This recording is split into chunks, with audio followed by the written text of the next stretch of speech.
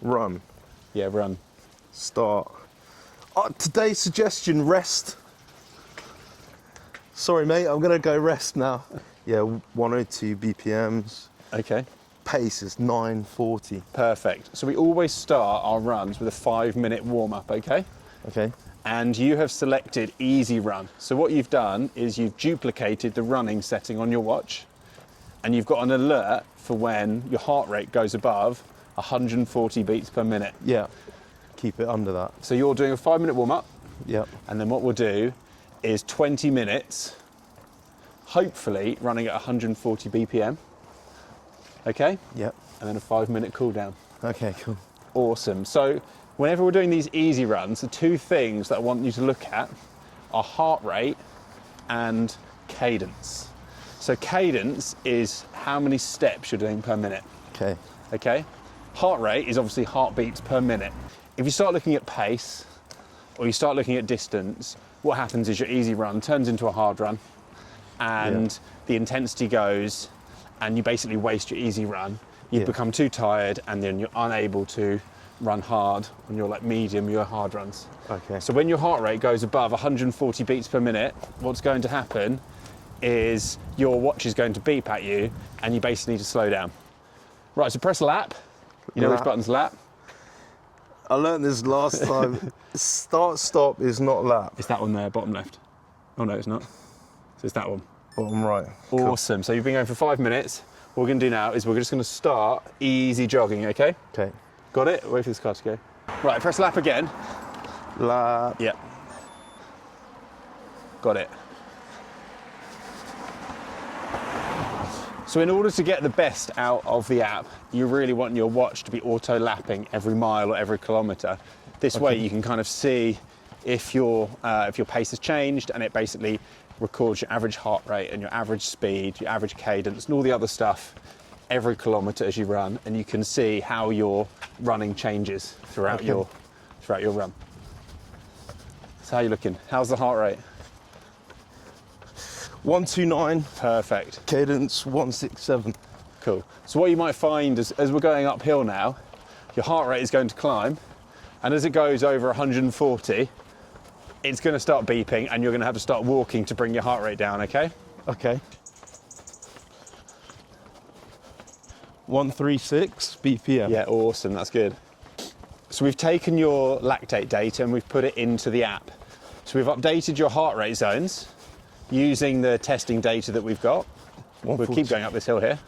So if you haven't done a lactate test, what you can do is you can input your resting heart rate. So this is your heart rate when you're basically sitting on the sofa watching TV, and enter your maximum heart rate, that is your kind of park run max heart rate, or if you don't have this, you can minus your age off 220. So if you're 30, you know, your max heart rate will be 190. How you feeling? Yeah, good. I'm just Brilliant. getting it back down to 140. You can always start walking. And one thing you can see is that over time, you'll be able to jog continuously at this heart rate. So it's a really good way of seeing that you're actually improving at fitness and controlling the intensity on these easy runs. Yeah. It's, at the start, it is really tedious, and you get so frustrated at your watch beeping at you. But in time, it's really rewarding to to see the improvement that you get. Yeah. I can imagine that my speed is going to be noticeably different after consistent training. Yeah. And the other thing you find is after a 30-minute run, or at the end of a 30-minute run, you might not even be able to jog at 140 beats per minute. So You might even have to walk. Yeah, which is absolutely fine. But there's huge gains to be had for beginners that are kind of on their running journey. Quite jealous. How's that? Yeah, good. Just try and relax a bit. 137. Perfect.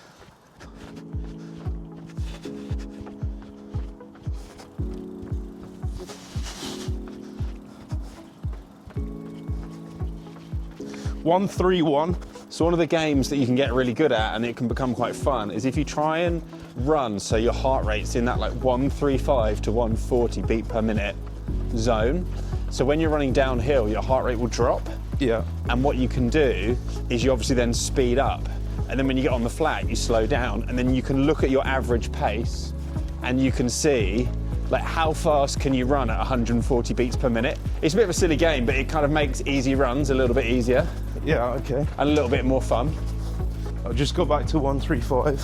So as you get better at this, what you can do is you can kind of nudge it up to 137, 138, and you can then just try and hold it, and you'll see that in time your average pace per kilometre like slowly increases. There we go, what's that beeping at you? 141.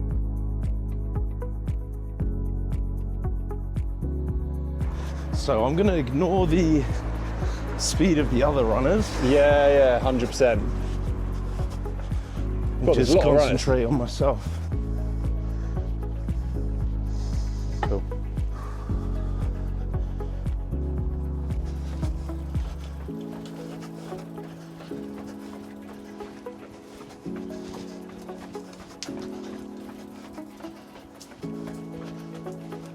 So how are you feeling? I'm feeling good. Yeah, is it hard? Is it you're able to have a conversation? So it shouldn't be too difficult. I can talk. If I describe, I can definitely.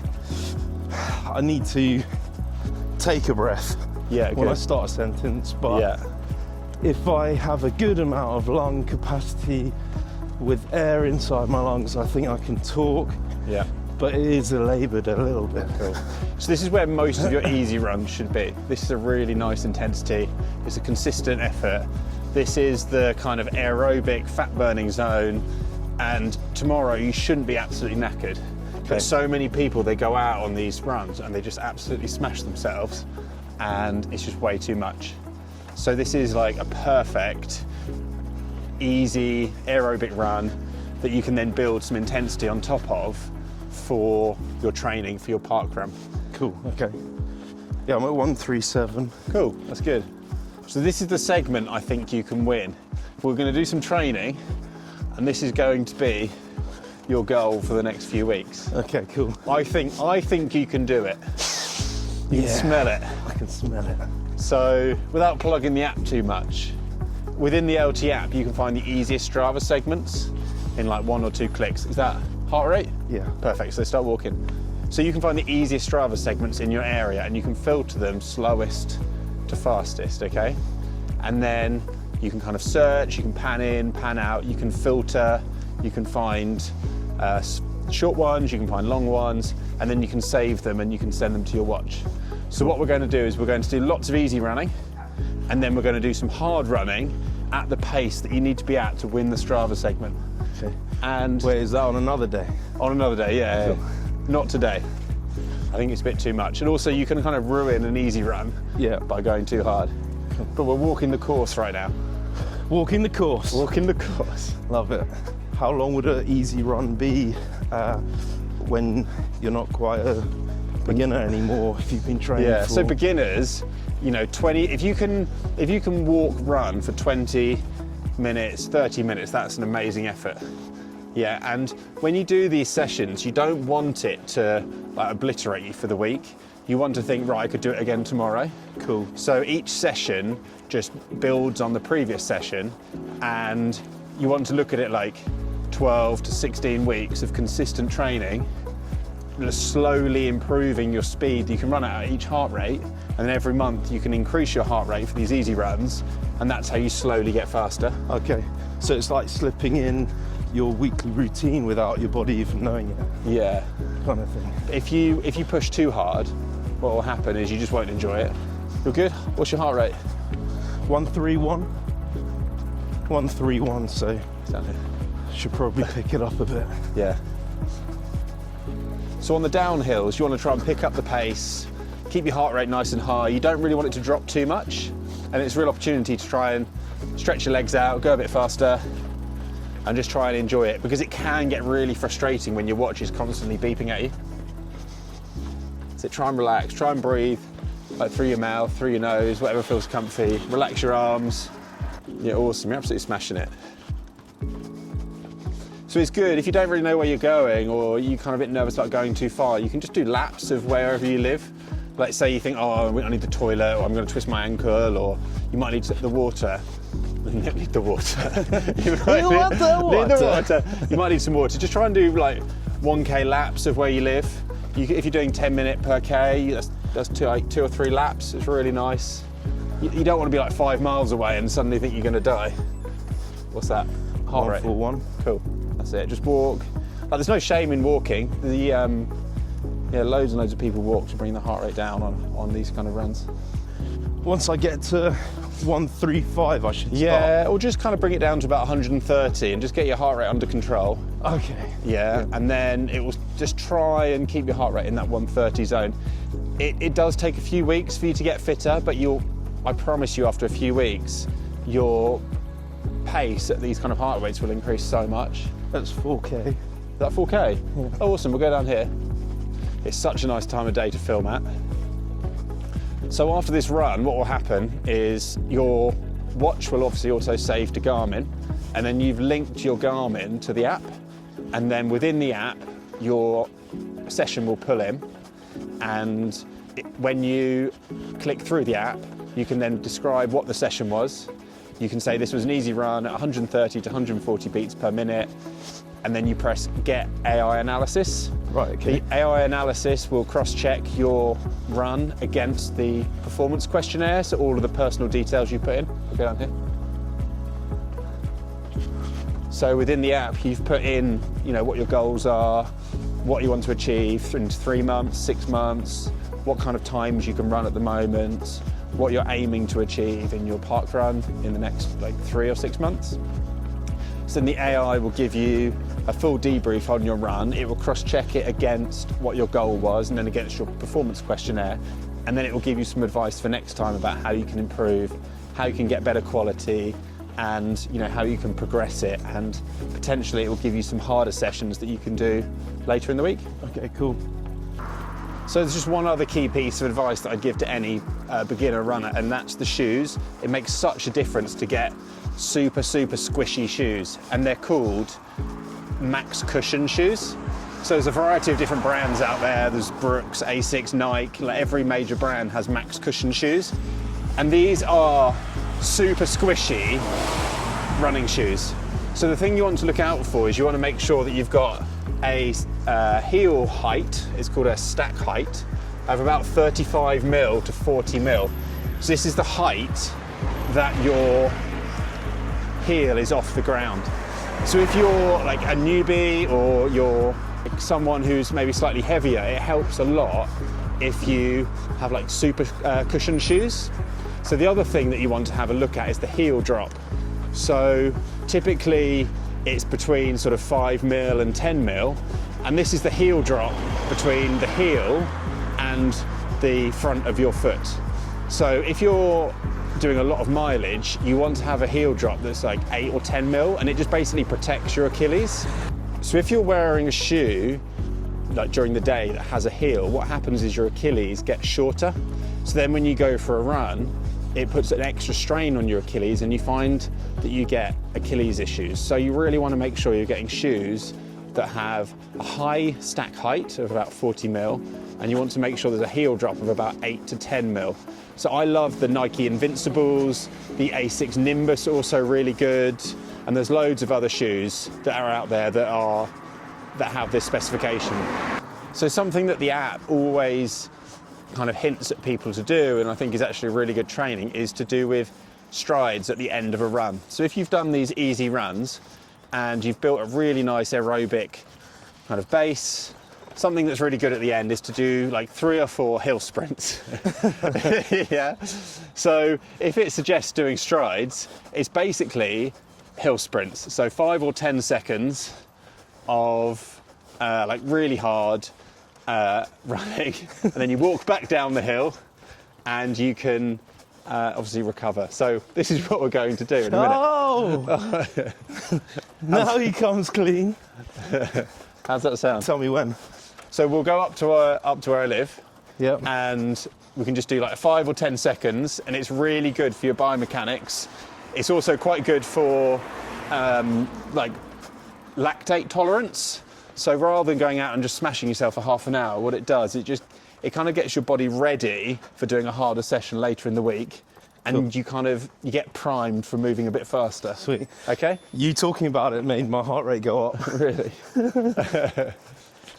Right, if we keep jogging, so what we'll do actually is we'll just do them here.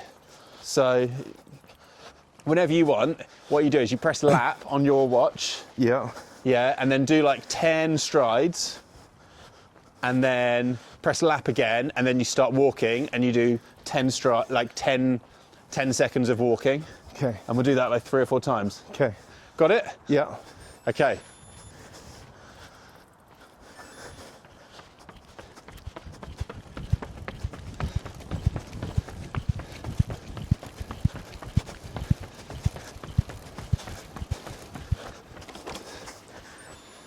Jesus, that was fast. How's that? Felt quick. That was so fast. I did not expect that pace. Awesome. Right, then you don't want your heart rate to stay too high, but you don't want it to drop too much. So what we'll do, like, do another 5 seconds, and then at the end of the, maybe on this corner, I'll try and keep up this time, and we can do another hill sprint, and we'll do that 3 times. Okay. You've got a lot of pace. I don't know if I do. Feel like I'm fighting against myself. Okay, so there's another hill. Another hill. Right, you ready? Yeah. I'll try and keep up this time.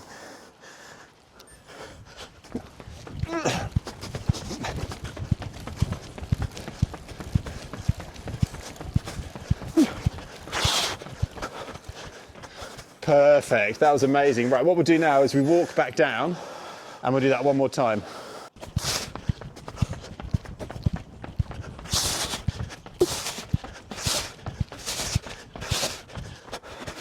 Amazing. And you press lap at the top? Yeah. Great. So what we'll do is, if you do a 5-minute cool down, or 3-minute jog, it's so important to get your heart rate down. Now? Or... Yeah, just go around the block. Okay. We'll then stop your workout, and we'll bring your workout into the app, and we'll do some analysis. Awesome. Got it? Yeah. Right, I'll see you in like 5 minutes. I'll go and put my bike away. Okay. Awesome, so you've got your phone. Yeah. If you save the session on your watch, so then it should press stop. And then save. Effort. Don't worry about that bit. Hard. I don't know why Garmin does that. Just the last bit. Cool. So then, obviously, your watch will sync to Garmin Connect, and it will connect to the LT app. So how far have you done? Done. 4 kilometres. Oh. That's great. That's good. Yeah. That's great. Feels good. So your session is in Garmin Connect, which you've done 4K, 36 minutes. Right, so if you open up the LT app, cool. All right, have you got our Wi-Fi? Yeah, just update it. So each time we update the app, obviously it pushes and it open. Cool. And then you click on Garmin AI, and here you can see all your sessions. So this is the run that you just did.